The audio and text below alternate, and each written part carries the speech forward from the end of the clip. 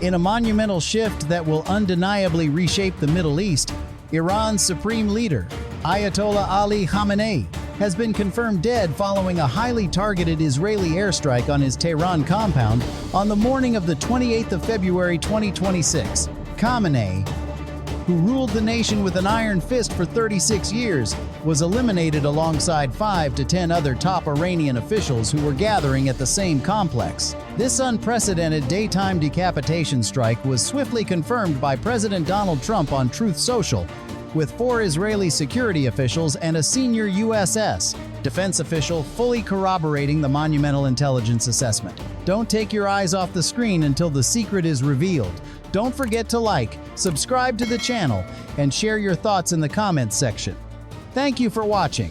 In an unprecedented display of overwhelming military might, the United States and Israel unleashed a coordinated, multi-front assault of staggering proportions. Operating under the joint banner of Operation Shield of Judah, the offensive merged Israel's preemptive Operation Roaring Lion with U.S. Central Command's devastating Operation Epic Fury. Before the sun even rose over Tehran, the sky ignited. The U.S. military executed a massive, simultaneous air and sea barrage, raining down Tomahawk cruise missiles, HIMARS rockets, and lethal drone swarms, while rapidly deploying Patriot and THAAD missile batteries to lock down the airspace defensively.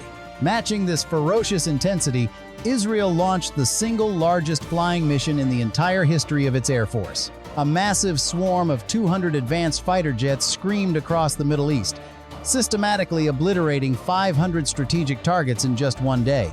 They tore through Iran's strategic air defense networks, pulverized ballistic missile launchers, and reduced fortified Islamic Revolutionary Guard Corps (IRGC) bases to smoldering craters. It was a perfectly synchronized, highly sophisticated shock and awe campaign designed to completely cripple the regime's military infrastructure in a matter of hours. Behind the sheer kinetic fury lay a masterclass in shadow warfare. For months, elite American and Israeli intelligence operatives meticulously compiled an extensive target bank, stalking their prey like phantoms while waiting for the ultimate target of opportunity.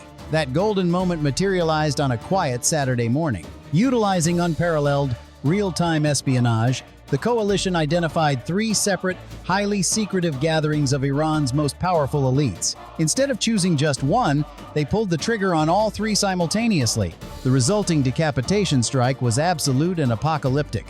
High-value targets vanished in synchronized fireballs, including the notorious IRGC Commander General Mohammad Pakpour and Senior Advisor Ali Shamkhani. The sheer scale of the elimination was breathtaking. Speaking with cold certainty, President Donald Trump declared that most Iranian leaders are gone, confirming that a staggering amount of the regime's top brass had been wiped off the map. In a single, violently orchestrated morning, the head of the Islamic Republic was decisively severed, plunging the remnants of the regime into total, paralyzing chaos. Knowing the crosshairs were constantly on his back, Ayatollah Khamenei had meticulously orchestrated a detailed succession plan and an emergency chain of command for this exact doomsday scenario. With the regime's leadership decimated in the decapitation strike, former parliament speaker and fierce Khamenei confidant Ali Larijani was rapidly elevated to manage the apocalyptic fallout.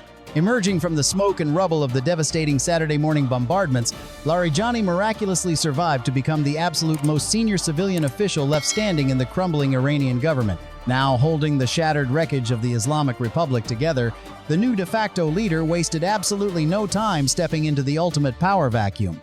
He immediately issued a chilling, high-stakes ultimatum. Taking to social media, Larijani fiercely swore that Iran would deliver an unforgettable lesson to the United States and Israel, committing to a campaign of maximum retaliation. Pledging a brutal, scorched-earth vengeance, he vowed that because the coalition forces had burned the heart of the Iranian people, he would mercilessly burn their hearts in return. In a terrifying display of regional escalation, Iran unleashed Operation True Promise 4, a massive, multi-front barrage of ballistic missiles and suicide drones that didn't just target Israel, but simultaneously blanketed 6 Arab nations: the UAE, Qatar, Bahrain, Kuwait, Saudi Arabia, and Jordan. The Gulf absorbed unprecedented devastation. In the UAE, despite air defenses successfully intercepting a staggering 132 missiles and 195 UAVs, the sheer volume of falling high-altitude debris proved deadly. Abu Dhabi suffered a direct civilian fatality, while in Dubai, flaming shrapnel ignited the facade of the iconic Burj Al Arab Hotel and damaged concourses at Dubai International Airport. The kinetic chaos rippled across the Persian Gulf. A drone slammed into Kuwait International Airport. Doha was rocked by thunderous explosions. And in Bahrain, the U.S. Navy's 5th Fleet headquarters came under direct fire, triggering frantic emergency evacuations. Most shockingly, Iranian warheads rained down on the Saudi capital of Riyadh, a bitter irony for Crown Prince MBS, who had reportedly spent the past month secretly lobbying President Trump to strike Tehran. In a matter of hours, the Middle East had officially ignited into a full-scale regional war. As the unprecedented joint coalition offensive rained fire from the skies, the sheer scale of kinetic devastation across Iran painted a grim picture of civilian tragedy. According to initial reports from Iranian state television, the widespread bombardment struck 24 of the nation's 31 provinces, leaving a staggering toll of more than 200 people dead and at least 747 severely injured. However, the true horror of this military campaign, the one that will inevitably define the war's darkest legacy, unfolded in the southern town of Minab, located in Hormozgan province. On a quiet Saturday morning, which marks the start of the traditional school and work week in Iran, a devastating airstrike obliterated a crowded girls' primary school while classes were in full session. Rescue crews and desperate parents clawed through the smoking rubble as prosecutors confirmed the unthinkable. Ultimately, media networks reported that the catastrophic blast claimed the lives of 108 innocent children, leaving an agonizing scar on the nation and exposing the heartbreaking, catastrophic civilian cost of the coalition's airstrikes. Adding to the grim reality of the civilian toll, the coalition strikes have exposed the agonizing vulnerability of a desperate, cornered government. The Islamic Republic today is a mere shadow of the force it was prior to the 7th of October 2023 attacks. Over the past 2.5 years, their once feared network of regional proxies has been systematically decimated. With a severely limited supply of ballistic missile launchers left in their arsenal, Tehran's retaliatory options are rapidly dwindling.